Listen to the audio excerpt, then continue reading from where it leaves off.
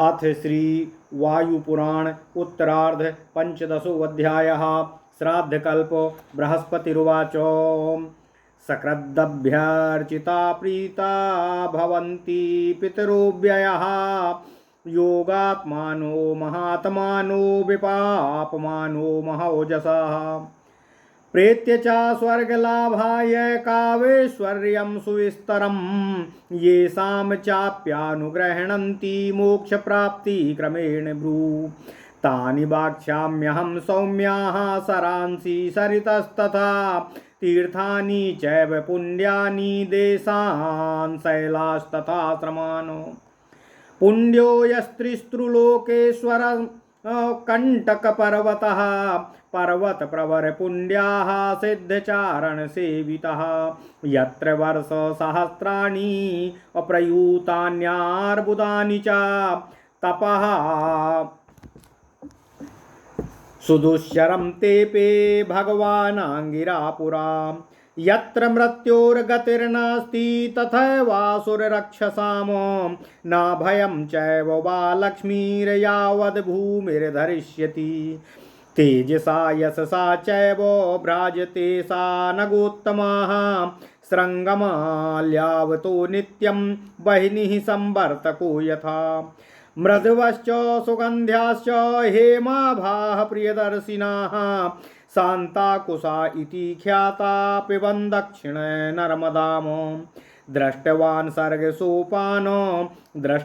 स्वर्गसोपानं भगवानाङ्गिरापुरा अग्निहोत्रे महातेजा प्रास्तरार्थ कुशोत्तमानो तेषु दर्भेषु पिण्डान्यो मर्कण्टकपर्वते दद्यात् सक्रदपि प्राज्ञस्तस्य वक्ष्यामि यत् फलम् यद्भवत्यक्षयं श्राद्धं पितॄणां प्रीतिवर्धनम् अन्तर्धानं चागच्छन्ति क्षेत्रमासाद्य तत्सदा तत्र ज्वालासरः पुण्यो दृश्यतेऽद्यापि सर्वशः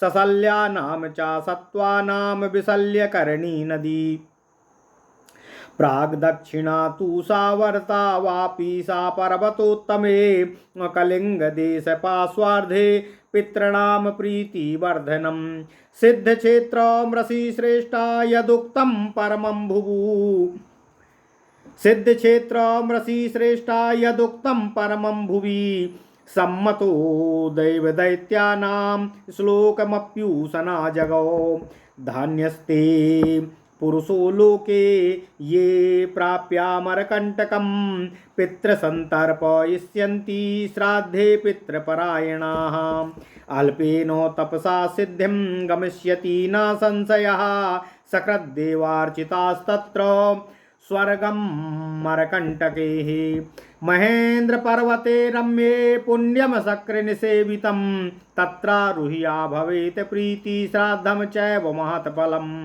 बिल्वाद्याः शिखिरे युक्ता दिव्यं चक्षुः प्रवर्तते अदृश्यं चैव भूतानां देवाचरते महिमा सप्तगोदावरे चैव गोकर्णे च तपोवने अश्वमेधफलं तत्र स्नात्वा च लभते नरः धूतपापास्थलं प्राप्य पूतः स्नात्वा भवेन्नरः रुद्धस्तत्र तपस्तेपे देवदेवो महेश्वरः गोकर्णे वर्णितं विप्रैर्नास्तिकानां निदर्शनम् अब्राह्मणस्य सावित्री पठतः सम्प्रणश्यति देवर्षि भवने शृङ्गे सिद्धचारण सेविते आरुह्यतं तु नियमत्ततो यान्ति त्रिविष्टिपम् दिव्यैश्चन्दवृक्षैश्च पादपैरूपशोभितम् आपश्चन्दन सम्पृक्ताः वहन्ति सततं यतः नदी प्रवर्तते ताभ्यास्ताम्रपर्णीति नामतः यो सेवो समदाखेदाः दक्षिणं याति सागरम् नद्यास्तस्यास्तु या आपो मूर्छमाना महोदधौ शंखा भवन्ति मुक्तात्मा जायन्ते शंखमुक्तिकाः उदकानयनं कृत्वा शङ्खमौक्तिक संयुतम् अधिभिर्व्याधिभिश्चैव मुक्ता यान्त्यमरावतीम् चन्दनेभ्यः प्रयुक्तानां शङ्खानां मौक्तिकस्य च तापकर्तॄणापि पित्रस्तारयन्ति यथा श्रुतिः चन्द्रतीरे वरे पुण्ये पुण्यकृद्भिर्निविशते चन्द्रतीर्थे वरे पुण्ये पुण्यकृद्भिर्निसेविते चन्द्रतीर्थे कुमार्या तु कावेर्या प्राभवेक्षये श्रीपर्वतस्य तीर्थेषु वैकृते च तथा गिरौ एकस्था यत्र दृश्यन्ते वृक्षा ह्यौशिरपर्वते पलासा खादिरा बिल्वा प्लक्षा स्वत्थविकङ्कताः एतद्विमण्डलं सिद्धं यज्ञियं सिद्धसत्यमाः अस्मिन् मुक्त्वा जगो जनोऽङ्गानि क्षिप्रं यात्मयमरावतीमो कर्माणि स्वाप्रयुक्तानि सिद्धयन्ति प्रभवात्यये दुष्प्रसक्तानि पितृषु प्रयुक्तानि भवन्त्युतो पितॄणां दुहिता पुण्या नर्मदा सरितां वरा तत्र श्राद्धानि दत्तानि अक्षयाणि भवन्त्युतो माठरस्य वने पुण्ये सिद्धचारणसेवितम् अन्तर्धानं नागच्छन्ति सक्तास्तस्मिन् महागिरौ विन्ध्ये चैव गिरौ पुण्ये धर्माधर्मनिदर्शनं पापधारं न पश्यन्ति धारां पश्यन्ति साधवाः तस्यां तु दृश्यते पापं केषाञ्चित् पापकर्मणां स्पष्टा भवति सा धारा प्रायशः शुभकर्मणां कोसलायां मतंगस्य वापि पापनिषूदनी स्नातास्तस्यां दिवं यान्ति कामचारविहङ्गमाः कुमारकोसलातीर्थे पर्वते पालपञ्जरे पाण्डुकूले समुद्रान्ते पण्डारो कवने तथा विमले च विपापे च सत्कृत्य प्रभवे भयं श्रीवृक्षे गृध्रकूटे च जम्बूमार्गे च नित्यशः असीतस्य गुरुपुण्ये योगाचार्यस्य धीमतः तत्रापि श्राद्धमानत्यमासितायां नित्यशः पुष्करे स्वक्षयं श्राद्धं तपश्चैव महाफलं महोदधो प्रभासे च तस्मादेवं विनिर्दिशेत देविकायां व्रसो नाम कूपः निसेवितः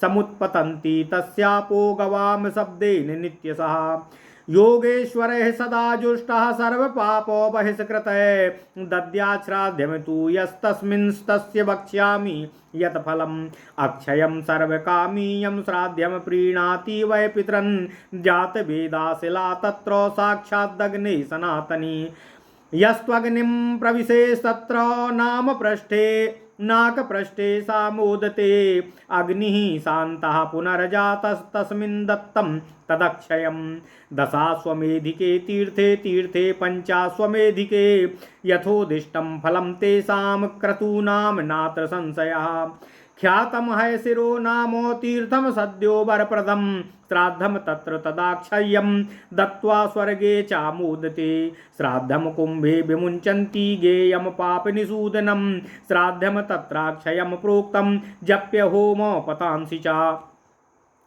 अजतुंगे शुभे तीर्थे तर्पयेत सततं पितरन् दृश्यते पर्वसुच्छायां यत्र नित्यं दिवौकसामो पृथिव्यामक्षयं दत्तं नीरुजा यत्र पाण्डवा योगेश्वरे सदा जुष्टं सर्वपापो बहिष्कृतः दद्यात् श्राद्धं तु यस्तस्मिंस्तस्य वक्ष्यामि यत् फलम् अर्चितास्तेन वै साक्षाद्वन्ति पितरः सदा अस्मिन् लोके वसीयः स्वात् प्रीत्य स्वर्गे सामोदते प्रायशः प्रवरः पुण्या शिवो नामो सुहृदस्तथा तत्र व्याससरः पुण्यं दिव्यं ब्रह्मा सरस्तथा अजन्तः उज्ज्वन्तः पर्वता पुण्यो यस्मिन् योगेश्वरालयः तत्रैव चाश्रमा पुण्यो वसिष्ठस्य महात्मनां ऋग्यजुः शिरसः कपोतः पुष्पसाह्वयः आख्यातः पञ्चमो वेदो सृष्ट्वा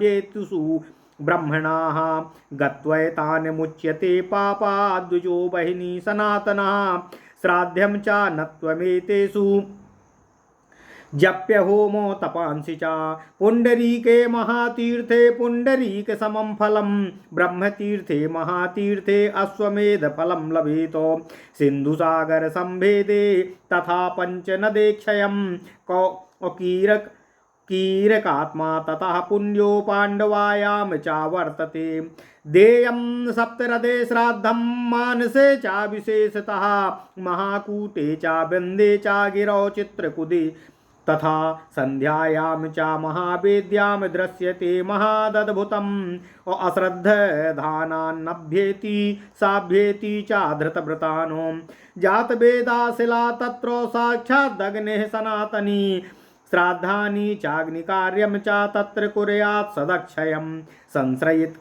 संश्रयित वैकमेकेनो सायाह्न्यं प्रतिनित्यसः तस्मिन् देयं सदा श्राद्धं पितॄणामक्षयार्थिनः। ओम नमः शिवाय ओम नमः शिवाय ओम नमो भगवते वासुदेवाय ओम देवकी सुत गोविंद वासुदेव जगत्पते देहि मे तनियं कृष्ण त्वाम अहम शरणं गतः। कृतात्मा वा यत्र विज्ञायते नरः स्वर्गमार्गप्रदं नामो तीर्थं सद्यो वरप्रदं वैराग्यमुत्सृज्य तस्मिंस्तु दिवं सप्तर्षयो गताः अद्यापि तानि दृश्यन्ते वैराण्येव गतानि तु स्नात्वा स्वर्गमाप्नोति तस्मिंस्तीर्थे तमे नरः ख्यातमायतनं तत्र नन्दीसिद्धिनिवेशितं नन्दीश्वरस्य यो मूर्तिर्दुराचारैर्न दृश्यन्ते काञ्चनायूपः संचिष्ये भास्करोदये कृत्वा प्रदक्षिणातास्तु गच्छन्त्यन्तर्हिता दिवं सर्वतश्च कुरुक्षेत्रं सुतीर्थं चाविशेषतः पुण्यं सनत्कुमारस्य योगसस्य महात्मनः कीर्त्यते चातिलान् दत्त्वा पितॄणां वै सदाक्षयम् ओजसे चाक्षयं श्राद्धं धर्मराजनिवेशने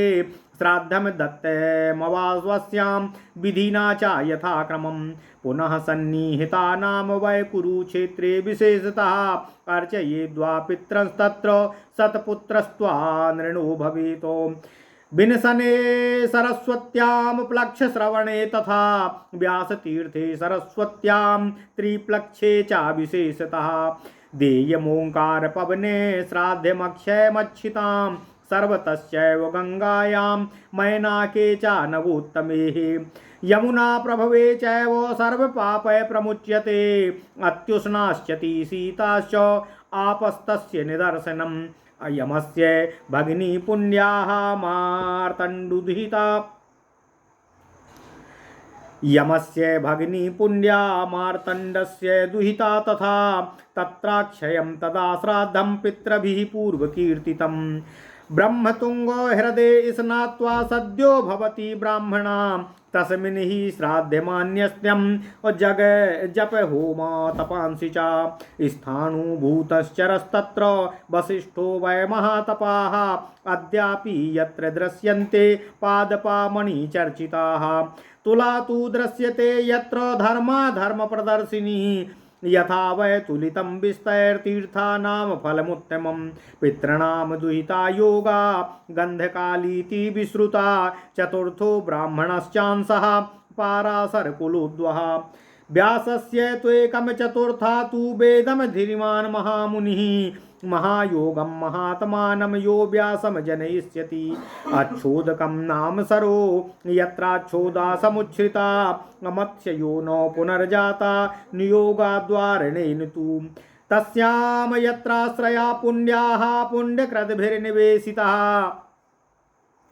तस्यां यत्राश्रया पुण्याः पुण्यकृद्भिर्निसेविताः सक्रदत्तं तु वै श्राद्धमक्षयं समुदाहृतं तस्यां योगसमाधाने दत्तं युगपदुद्भवेत कुबेरतुङ्गे व्यामोचे व्यासतीर्थे तथैव च पुण्या सा ब्राह्मणो दद्यात् श्राद्धमान्त्यमक्षयं सिद्धैस्तु सेविता नित्यं दृश्यते नाम नाकृतात्मभिः अनिवर्तनं तु नन्दायां वेद्यां प्रागुत्तरे दिशि सिद्धक्षेत्रं तु वैजुष्टं यत् प्राप्य न निवर्तते महालये पदं न्यस्तं महादेवेन धीमता देवालये तपस्तप्त्वाः एकपादेन ईश्वरः निहारश्च युगम दिव्यमुमातुङ्गे स्थितं जलम् उमातुङ्गे भृगुस्तुङ्गे ब्रह्मतुङ्गे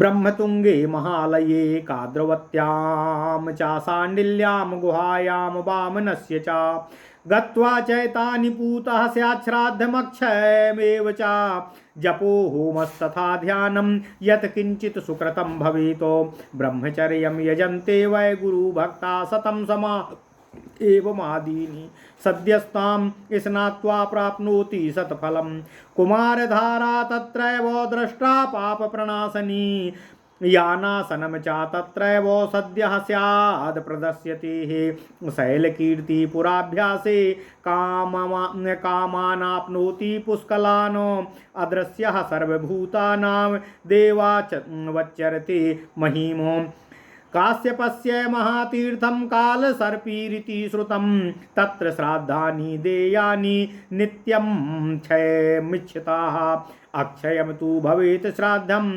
सालग्रामासमन्ततः दृष्ट्या न दृश्यते तत्र प्रत्यक्षं कृतात्मनामो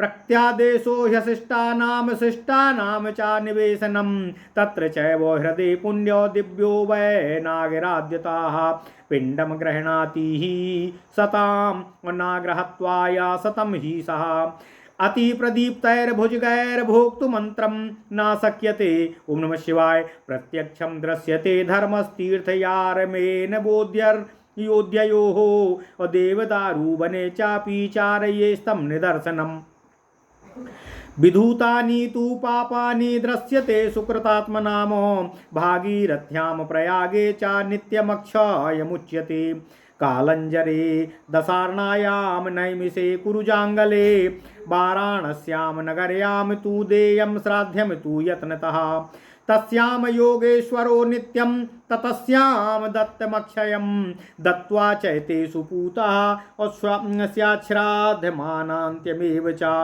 जपो होमस्तथा ध्यानं यत् किञ्चित् सुकृतो जपो होमस्तथा ध्यानं यत् किञ्चित् सुतसुत्कृतः भवेत् लौहित्यो वैतरण्यां वै स्वर्णवेद्यां तथैव च शक्रदेवो समुद्रान्ते दृश्यते पुण्यकर्मभिः गङ्गायां धर्मपृष्ठे च सरसी ब्रह्मणस्तथा गयायां गृध्रकूटे च श्राद्धं दत्तं महाफलं हेमं च पतते तत्र समन्तात् पश्चयोजनम् भरतस्याश्रमे पुण्ये रम्यं पुण्यतमं स्मृतं मतङ्गस्य पदं तत्र दृश्यते मांसचक्षुषा ख्यापितं धर्मसर्वस्वं लोकस्यास्य निदर्शनम् एवं पञ्चवनं पुण्यं पुण्यकृतभिर्निसेवितम् यस्मिन् पाण्डुविशालेति तीर्थं सद्यो निदर्शनम् ॐ नमः शिवाय तुलामानैस्तथा चापयशास्त्रैश्च विविधैस्तथा उन्मञ्जन्ति तथा लग्ने ये वै पापकृतो जनाः तृतीयायां तथा पादे निश्वरेधा पापमण्डले तृतीयायां तथा पादे निश्वरे पावमण्डले महाहृदे वै कौशिक्यां दत्तं श्राद्धं महाफलं मुण्डपृष्ठे पदं न्यस्तं महादेवेन धीमता बहून् देवो युगांस्तप्त्वाः तपस्तीव्रं सुदुश्चरम् अल्पेनाप्यत्र कालेनो नरो धर्मोपरायणा पापान् मुत्सृजत्यासु जीर्णत्वाचमिवोरगाः सिद्धानां प्रीतिजननैः पापानां च भयङ्करः लोलिहानैर्महाभोगैरक्षितं तु दिवानिशम् नाम्ना कनकनन्दीति तीर्थं त्रैलोक्यविश्रुतम् उदीच्यां मुण्डप्रशस्य देवर्षिगणसेवितं तत्र स्नात्वा दिवं यान्ति कामचारा विहङ्गमाः ॐ नमः शिवाय दत्तं चापि तथा श्राद्धमक्षयं समुदाहृतं ऋणस्त्रिभिस्तथा स्नात्वा निक्षिणोति नरोत्तमा तीरे तु सरसस्तत्र देव्यास्या पतन्यतनं महत आरुह्य तज्जापंस्तत्र सिद्धो याति दिवं ततः उत्तरं मानसं गत्वा सिद्धिं प्राप्नोत्यनुत्तमाम् तत्र गत्वा सुरश्रेष्ठं दृश्यते महादद्भुतम् तस्मिन्निवर्तयेत् श्राद्धं यथाशक्ति यथा बलं कामान् स लभते दिव्यान् मोक्षोपायं च नित्यशः मानसे सरसि श्रेष्ठे दृश्यते महातद्भुतं दिव्यसच्युता महाभागा ह्यन्तरिक्षे विराजते गंगा त्रिपथगा देवी सोमपाद्याच्युता भुवि आकाशे दृश्यते तत्र तोरणं सूर्यसन्निभं जम्बूनदमयं दिव्यं स्वर्गद्वारमिवायतं यतः प्रवर्तते भूयः पूर्वसागरमन्तिमं पावनी सर्वभूतानां धर्मज्ञानां विशेषतः चंद्रभागा च सिन्धुश्च उभे मानससन्निभे सागरं पश्चिमं याति दिव्यसिन्धुर्नदीवरः। ओम नमः शिवाय। पर्वतो हिमवान्नामो नाना धातु विभूषितः योजनानां सहस्राणि आयतोऽशीतिरुच्यते सिद्धचारण संकीर्णः सिद्धचारण सेवितः तत्र पुष्करणी रम्या सुषुम्ना नाम विश्रुता 10 वर्षो सहस्राणि तत्र जातस्तु जीवति श्राद्धं भवति चान्यन्तं तस्यां दत्तं महोदयं तारये च यदा श्राद्धं 10 पूर्वान् 10 परम् सर्वं पुण्यं हिमवतो गंगा पुण्या च सर्वतः समुद्रगा समुद्राश्च सर्वे पुण्या समन्तताः एवमादिषु सर्वेषु श्राद्धं निर्वर्तयेद् बुधः भूतो भवति स्नात्वा नूदत्वा दत्वा तथैव च शैलसानुषु तुंगेषु कंदरेषु गुहासु च उपद्वार नितंबेषु तथा प्रस्रवणेषु च पुलीनेष्वापगानां च तथैव प्रभवे युगे महोदधो गवाम गोष्ठे संगमेषु वनेषु च असंसृष्टोपलिप्तासु हृद्यासु सुरभिषु च गाम येनोपलिप्तेषु विविक्तेषु ग्रहेषु च कुर्यात् श्राद्धमथयतेषु नित्यमेव यथा विधि प्रदक्षिणं दिशं गत्वा सर्वकामाचिकीर्षकः एवमेतेषु सर्वेषु श्राद्धं कुर्याद् तन्द्रितः एवमेव तु मेधावाः ब्राह्मी सिद्धिमवाप्नुयात् तैवर्ण्ये विहिते स्थाने धर्मवर्णाश्रमे तथा कोशस्थानस्य सन्त्यागात् प्राप्यते पितृपूजनं तीर्थान्यानुसरन् धीरः श्रद्धानो जितेन्द्रियः कृतपापश्च शुद्धेत किं पुनः शुभकर्म कृतो तिर्यगयोनि नागच्छेच्च कुदेशे नाचा जायते स्वर्गी भवति वै विप्रो मोक्षोपायं च विन्दति अश्रद्धानां पाप्मानो नास्तिका स्थितसंशयाः हेतुद्रष्टा च पश्यैते नः तीर्थफलमुष्णते गुरुतीर्थे परा सिद्धिस्तीर्थानां परमं पदं ध्यानं तीर्थ परम तस्माद् ब्रह्मतीर्थं सनातनम् उपवासात् परं ध्यानामिन्द्रियाणां निवर्तनम् उपवासनिबद्धा हि प्राणैर्हि पुनः पुनः प्राणापानो समो कृत्वा विषयाणि इन्द्रियाणि च बुद्धिं मनसि संयम्य सर्वेषां तु निवर्तनं प्रत्याहारं पुनर्विद्धिं मोक्षोपायं संशयम् इंद्रियाणां मनोघोरं बुद्ध्यादीनां प्रवर्तनम् अनाहाराक्षयं याति विद्याधनसनं तपः निग्रहाद् बुद्धिमनसो रम्या बुद्धिस्तु जायते क्षीणेषु सर्वपापेषु क्षणेष्वेन्द्रियेषु च परिनिर्वाति शुद्धात्मा यथा वह्नि निरिन्धनाः कारणेभ्यो गुणेभ्योऽथ वक्तव्यक्तस्य कृत्स्नतः वियोजयति क्षेत्रज्ञं तेभ्यो योगेन योगवितो तस्य नास्ति गतिस्थानं व्यक्ताव्यक्तं न संशयः नासन्नं सदसच्चैव नैव किञ्चित् स्थिरेति स्थिरेति। ओम नमः शिवाय, ओम नमः शिवाय, ओम नमः शिवाय। ओम नमो भगवते वासुदेवाय। ओम देवकी सुत गोविंद वासुदेव जगतपते देहि में तनियम कृष्ण त्वाम अहम शरणम गतः। अथ श्री वायुपुराण उत्तरार्धे पंचदशो अध्यायः श्राद्धकल्प पंचम। ओम नमः शिवाय। सूत जी ने कहा, हे ये अव्यय योगात्मा महात्मा निष्पाप महातेजस्वी पितरगण मात्र एक बार पूजित हो जाने पर भी अति प्रसन्न हो जाते हैं। इसके पश्चात अब मैं दिवंगत होने पर स्वर्ग प्राप्ति कराने वाले संपूर्ण कामनाओं तथा वैभवों के प्रदान करने वाले तथा मोक्ष की प्राप्ति में सहायक उन सरोवरों, सरिताओं, पुण्यदायक तीर्थों, देशों तथा पर्वतों का वर्णन आप लोगों से कर रहा हूँ, जिनसे पितरगणों के अनुग्रह की प्राप्ति होती है। सिद्ध तथा चारणों द्वारा सेवित पवित्र पर्वतों में उत्तम पर्वत अमरकंटक तीनों लोकों में पुण्य प्रदान करने वाला है, जिस पर प्राचीन काल में भगवान अंगिरा ने सहस्त्रों से भी अधिक करोड़ों अरबों वर्षों तक अतिशय घोर तपस्या की थी, जहाँ मृत्यु गतिहीन है, असुरों तथा राक्षसों का कोई भय नहीं है और भूमि की स्थिति बने रहने तक जहाँ लक्ष्मी का कभी अभाव नहीं होता है। वह श्रेष्ठ शैलराज अमरकंटक अपने तेज तथा यश से सुशोभित है। पुष्पों से लदे हुए वृक्षों से मनोरम छटा वाले उसके अतिशय उच्च शिखर संवर्तक अग्नि की भांति दिखाई पड़ते हैं। इस शैलराज पर उत्पन्न होने वाले अत्यंत कोमल सुगंध युक्त सुवर्ण वर्ण सुंदर तथा शांति प्रदान करने वाले कुश सर्वत्र विख्यात हैं। इन उत्तम कुशों का प्रयोग महातेजस्वी भगवान अंगिरा ने प्राचीन समय में अग्निहोत्र के लिए पृथ्वी पर बिछाने के लिए किया था। उस समय दक्षिण नर्मदा के जल का पान करने पर उन्हें स्वर्ग के सोपान दिखाई पड़े थे। उस पवित्र अमरकंटक पर्वत के उन कुशों पर एक बार भी जो बुद्धिमान व्यक्ति पिंडदान करता है, उसके फल को मैं आप लोगों से बता रहा हूँ। उसके द्वारा किया गया वह पिंडदान पितरों को अति प्रसन्न करने वाला तथा अक्षय फल प्रदान करने वाला है, जिससे वे इस पवित्र क्षेत्र को सदा प्राप्त कर अंतर्हित हो जाते हैं। उस पवित्र पर्वतराज पर आज भी ज्वाला सरोवर पूरी तरह दिखाई पड़ता है, जहाँ अस्थियुक्त जीवों के रोगों को दूर करने वाले विशल्यकर्णी नामक नदी है। गिरिराज अमरकंटक के पिछले भाग में दक्षिण दिशा की ओर एक विस्तृत पवित्र बावली स्थित है।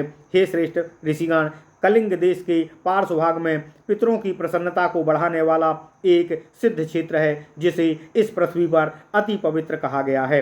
वह देव दानवों दोनों द्वारा पूजित है।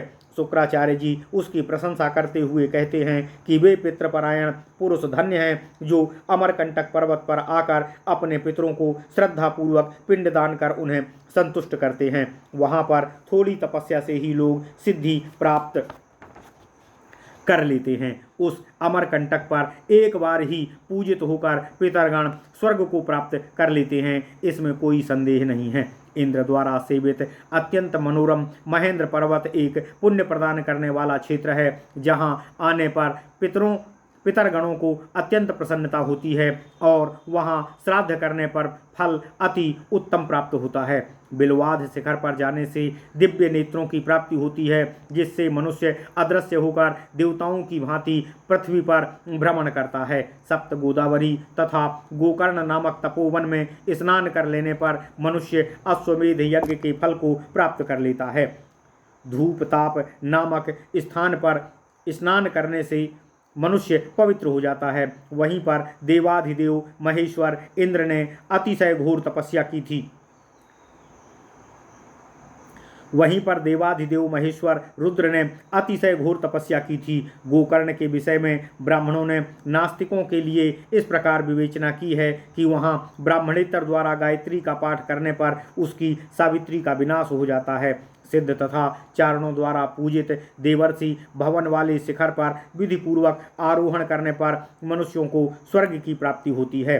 वह शिखर दिव्य चंदन आदि से सुशोभित है तथा वहाँ चंदन द्वारा सुवासित जल की शीतल धारा सदैव प्रवाहित होती रहती है।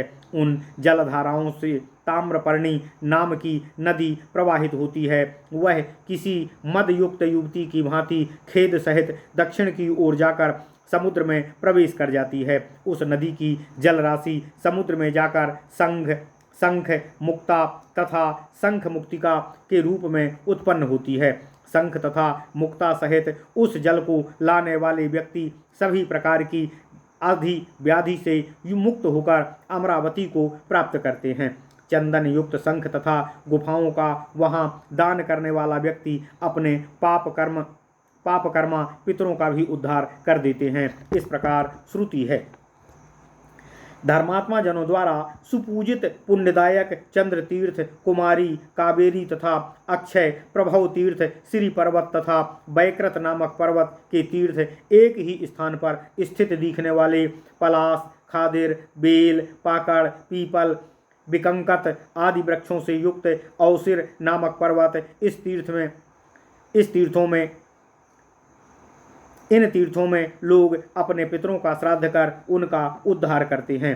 हे श्रेष्ठ द्विजगणों, ये तीर्थ समुदाय यज्ञ करने योग्य तथा सिद्धि प्रदायक हैं। यहाँ अपने शरीर का त्याग करने वाला व्यक्ति अमरावती को प्राप्त करता है। इन पवित्र तीर्थों में स्वयं किए गए सत्कर्मों का फल अन्य जन्म में प्राप्त होता है।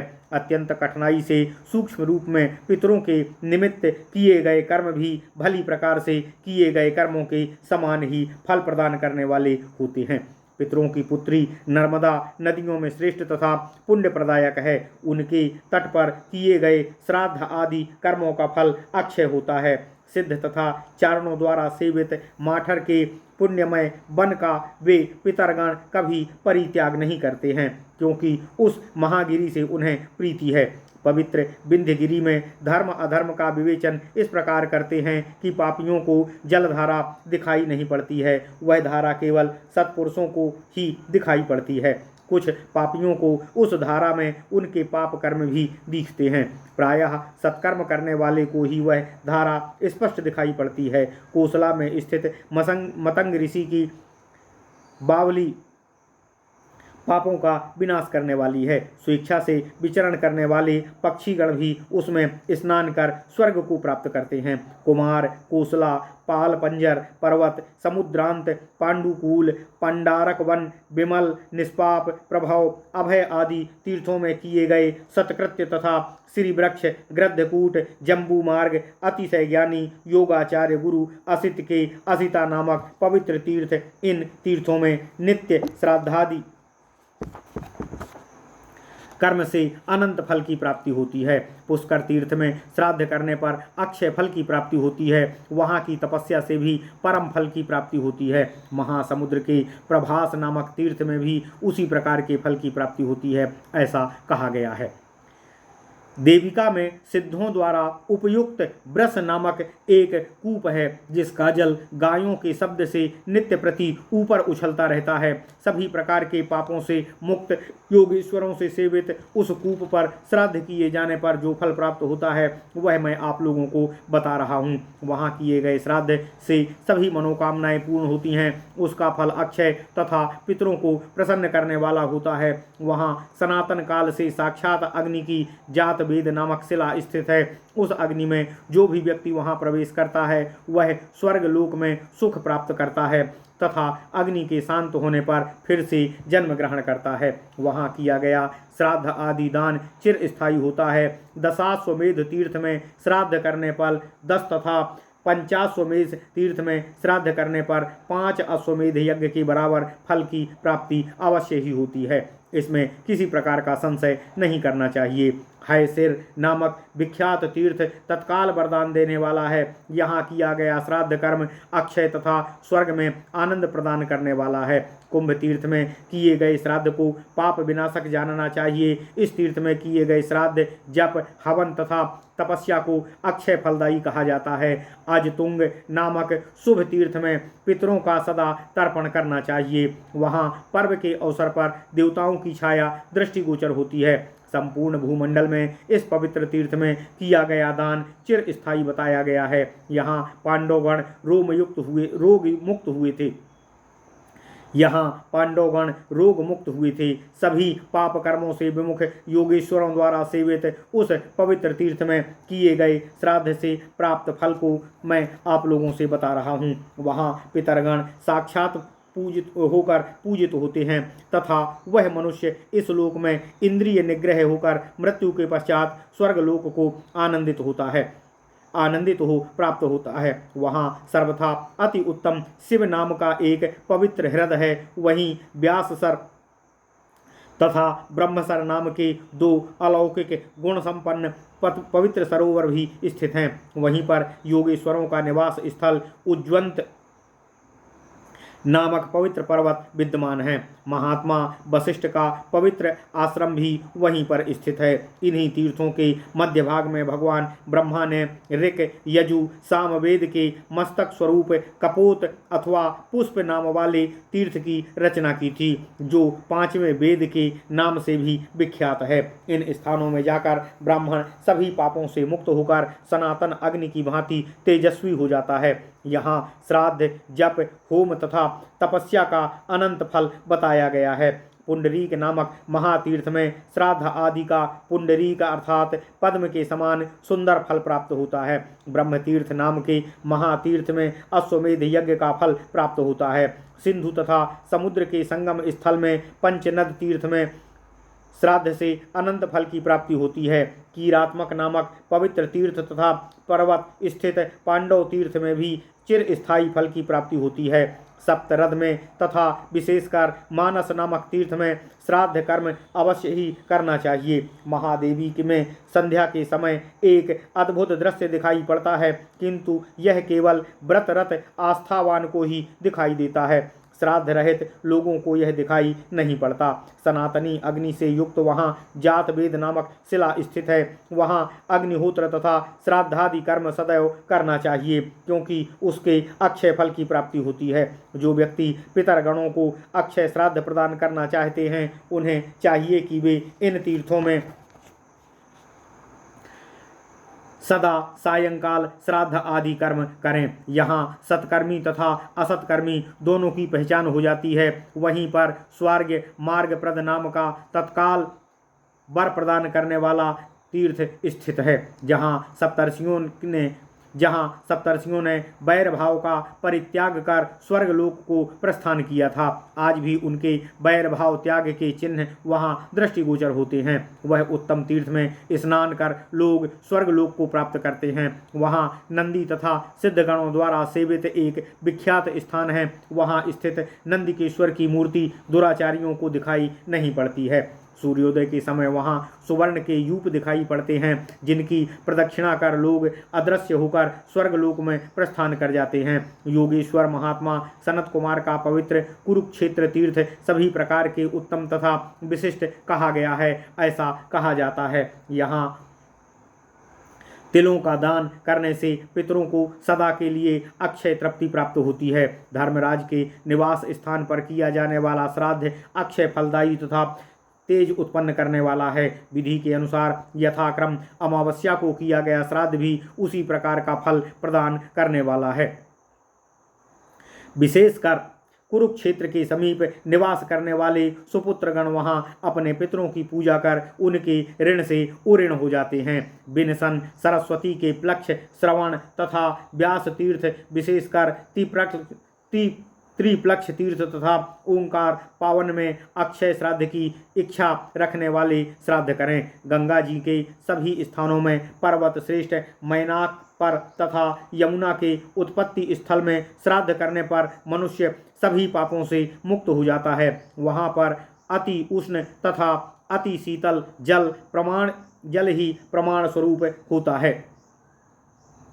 यमुना यम की भगिनी तथा सूर्य की पुत्री है। उनमें किया गया श्राद्ध चिरस्थायी फल प्रदान करने वाला है, ऐसा पितरों ने पहले ही कहा है। ब्रह्मतुंग सरोवर में स्नान करने वाला तत्काल ब्रह्मज्ञानी हो जाता है। वहाँ श्राद्ध, जप तथा हवन आदि करने पर अत्यंत श्रेष्ठ फल की प्राप्ति होती है। महातपस्वी वशिष्ठ वहाँ स्थान रूप में विचरण करते हैं। मणियों से अलंकृत वृक्षों की श्रेणियाँ वहाँ आज भी दिखाई देती हैं। धर्म तथा अधर्म का प्रदर्शन करने वाली एक तराजू भी वहाँ दृष्टिगोचर होती है। वहाँ तुलकर विप्रगण उत्तम गति को प्राप्त करते हैं। गंधकाली के नाम से विख्यात पितरों की योगाभ्यासी कन्या वहाँ निवास करती है। ब्रह्मा के चतुर्थ अंश में पाराशर कुल में उत्पन्न प्रज्ञावान महामुनि व्यास एक ही वेद को 4 भागों में विभक्त करेंगे। उन महायोगी महात्मा व्यास को वह कन्या जन्म देगी। वहाँ स्थित अच्छोदक नामक सरोवर से वह अच्छोदा नदी के रूप में उत्पन्न हुई। फिर वह वर्ण के संयोग से मत्स्य योनि में उत्पन्न हुई। वहाँ सत्कर्मियों द्वारा सेवित उसका एक पवित्र आश्रम है। वहाँ पवित्रता पूर्वक दिया गया श्राद्ध अक्षय फल देने वाला कहा गया है। वहाँ श्राद्ध करने पर योग तथा समाधि दोनों की उत्पत्ति होती है। कुबेर तुंग व्यामोच एवं व्यास तीर्थ में जो पवित्र ब्राह्मण श्राद्ध करता है उस श्राद्ध का फल अनंत तथा अक्षय होता है। वहाँ से पूर्वोत्तर दिशा में नंदा नाम की एक वेदी विद्यमान है। सिद्ध जनों से नित्य सेवित वह दुष्टात्माओं को दृष्टिगोचर नहीं होती है। उस सिद्ध क्षेत्र में जाने पर पुनर्जन्म की प्राप्ति नहीं होती है। उस अति उत्तम स्थल पर महाज्ञानी महादेव जी ने अपने चरण स्थापित किए थे। देवी के उस उत्तम स्थल पर भगवान महादेव ने एक पैर पर खड़े होकर घोर तपस्या की थी। उस उमातुंग से बर्फ तथा जल देवताओं के एक युग से विद्यमान है। ओम नमः शिवाय। उमातुंग, भृगुतुंग, ब्रह्मतुंग, महालय, काद्रवती, सांडिली गुफा, वामन गुफा आदि पावन स्थलों की यात्रा से मनुष्य निष्पाप हो जाता है। यहाँ किया गया श्राद्ध अक्षय फल प्रदान करने वाला है। यहाँ किए जाने वाले जप, हवन, ध्यान आदि सभी सत्कर्म अक्षय फल प्रदान करने वाले हैं। ब्रह्मचारी गुरु भक्त शिष्यगण वहाँ सैकड़ों वर्षों तक यज्ञ आदि का अनुष्ठान करते रहते हैं। वहाँ स्नान करने पर शीघ्र ही उत्तम फल की प्राप्ति होती है। वहीं पर पाप विनाशिनी कुमार धारा का भी दर्शन होता है। वहाँ जाने पर शीघ्र ही वाहन तथा आसन की प्राप्ति देखी जाती है। शैल कीर्ति नामक स्थान पर जाने से मनुष्य अपनी सभी कामनाओं को पूर्ण कर लेता है तथा वह सभी प्राणियों के लिए अदृश्य होकर देवताओं के समान विचरण करता है। कश्यप का काल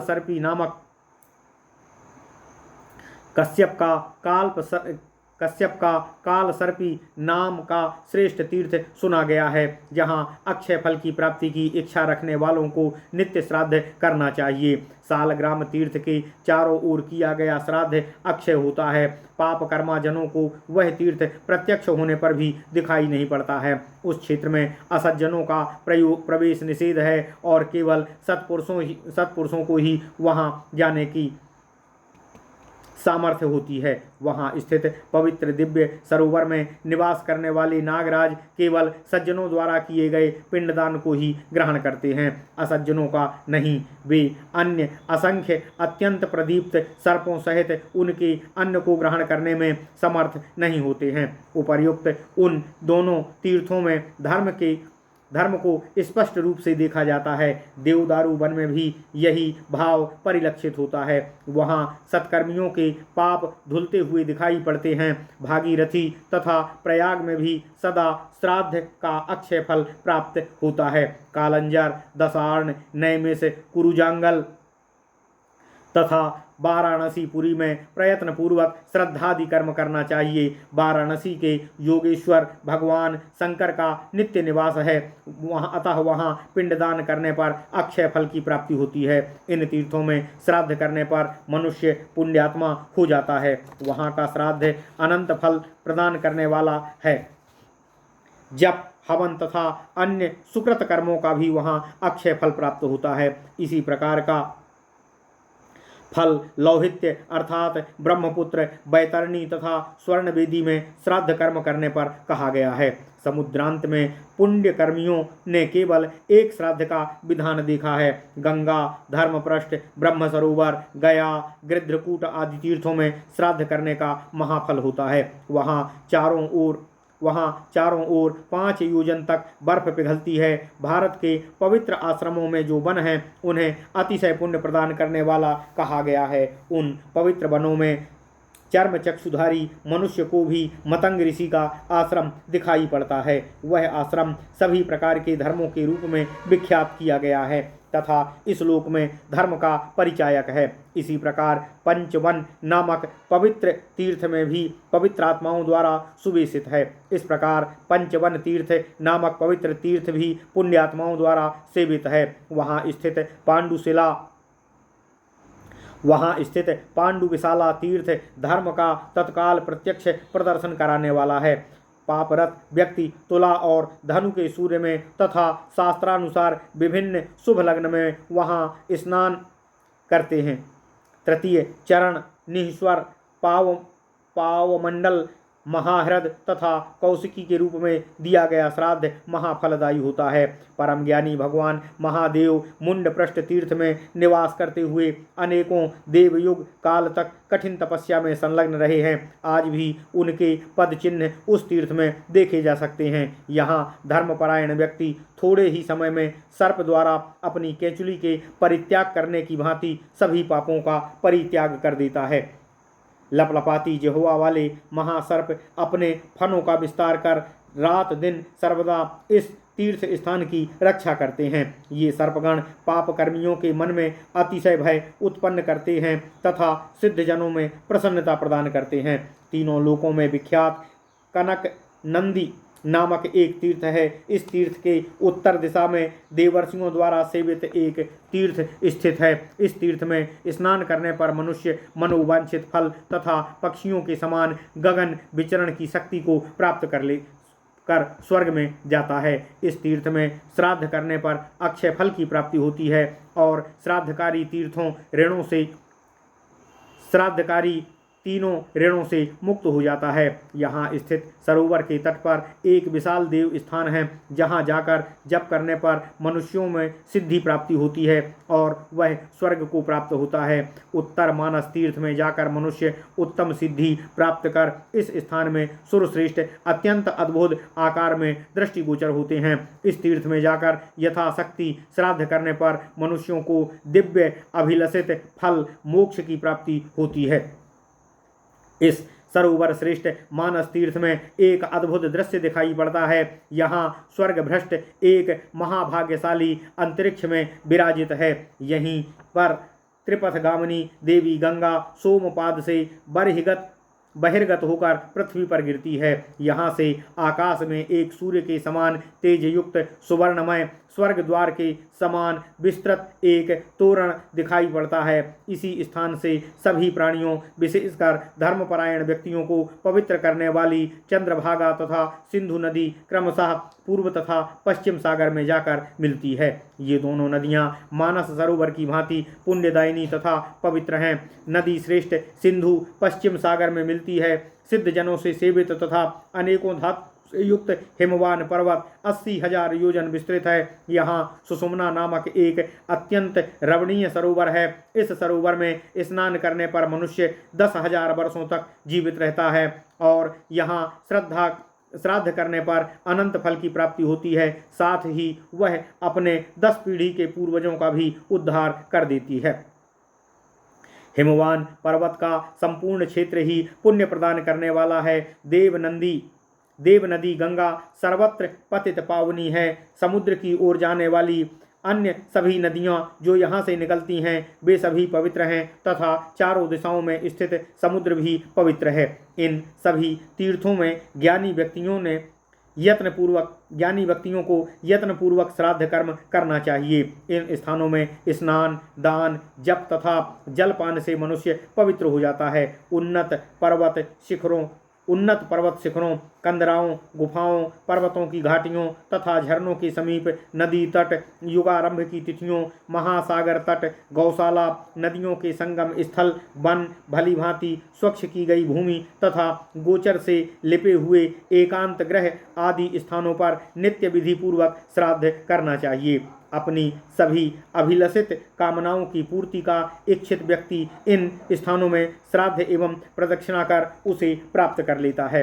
इसलिए मनुष्यों को आलस्य का परित्याग कर ध्यानपूर्वक मन से इन स्थानों में श्रद्धादि कर्म करना चाहिए। इस प्रकार ज्ञानी पुरुष ब्रह्मत्व की सिद्धि प्राप्त कर लेता है। तमोगुण से रहित तीनों वर्णों के व्यक्तियों द्वारा वर्णाश्रम धर्म में नियमानुसार विधि पूर्वक इन स्थानों में दान आदि करने पर पितरगण उसे प्राप्त करते हैं। जब इन तीर्थों में जाकर पापात्मा व्यक्ति भी पवित्र हो जाते हैं, फिर धैर्यवान श्रद्धायुक्त जितेंद्रिय तथा शुभ कर्म करने वाले व्यक्ति के द्वारा इन तीर्थों की यात्रा से पवित्रता के बारे में क्या संदेह किया जा सकता है। तीर्थ से भी व्यक्ति फिर तिर्यक योनि में जन्म नहीं लेता है और उसे कुदेश में भी जाना नहीं पड़ता है। वो स्वर्ग में निवास करते हैं और उन्हें मोक्ष प्राप्ति का उपाय सुलभ हो जाता है। ऐसे व्यक्ति जो श्रद्धा रहित, पापी, नास्तिक, संदिग्ध चित्त तथा हेतु दृष्टा होते हैं, वे सब तीर्थ फल के भागी नहीं होते। गुरु तीर्थ में पर सिद्धि स्थित होती है, क्योंकि इस तीर्थ में सभी तीर्थों का आश्रय होता है। ध्यान परम तीर्थ स्वरूप है, इसलिए ध्यान को ही सनातन ब्रह्म तीर्थ कहा गया है। उपवास से ध्यान श्रेष्ठ है, क्योंकि ध्यान इंद्रिय के विषयों से निवृत्त करता है। उपवास करने वाला व्यक्ति प्राण रहित होकर पुनः पुनः इस जीवलोक में जन्म ग्रहण करता है। पाप तथा प्राण तथा अपान वायु एवं विषय तथा इंद्रियों को समान करके मन को बुद्धि संयत करने पर सभी को निवृत्ति प्राप्त हो जाती है। अब इनके प्रत्याहार के विषय में तथा मोक्ष के उपाय को भी मैं आप लोगों से कहूँगा। सभी इंद्रियों में मन ही सबसे भयंकर तथा चंचल है तथा वह ही बुद्धि का परिचालक है। अनाहार से इंद्रियों में शिथिलता उत्पन्न होती है, अतः अनशन को तप समझना चाहिए। बुद्धि तथा मन के निग्रह से सुबुद्धि प्राप्त होती है। सुबुद्धि से पाप पुण्य तथा इंद्रिय गण का क्षय होता है तथा ईंधन रहित अग्नि की भांति मनुष्य शुद्धात्मा होकर निर्वाण को प्राप्त करता है। योगनिष्ठ व्यक्ति सभी व्यक्त अव्यक्त पदार्थों के कारण तथा गुणों से अपनी आत्मा को नियोजित करते हैं, जिससे वे इस जन्म के पश्चात अस्तित्व रहित हो जाते हैं। फिर उनकी कोई गति या स्थान नहीं होता है। वे व्यक्त तथा अव्यक्त किसी में भी नहीं होते हैं। वे सत तथा असत कुछ भी नहीं होते हैं, अतः उनके संबंध में कुछ भी नहीं कहा जा सकता है। ओम नमः शिवाय। इति श्री वायु महापुराणे वायुप्रोक्ते उत्तरार्धे श्राद्धकल्पे तीर्थयात्रा नाम 15 अध्यायः। इस प्रकार श्री वायु महापुराण के उत्तरार्ध में श्राद्ध कल्प में तीर्थ यात्रा नामक 15वां अध्याय पूर्ण हुआ। ओम नमः शिवाय, ओम नमः शिवाय, ओम नमः शिवाय। ओम नमो भगवते वासुदेवाय। ओम देवकी सुत गोविंद वासुदेव जगतपति देहि में तनियम कृष्ण त्वाम अहम शरणम गता।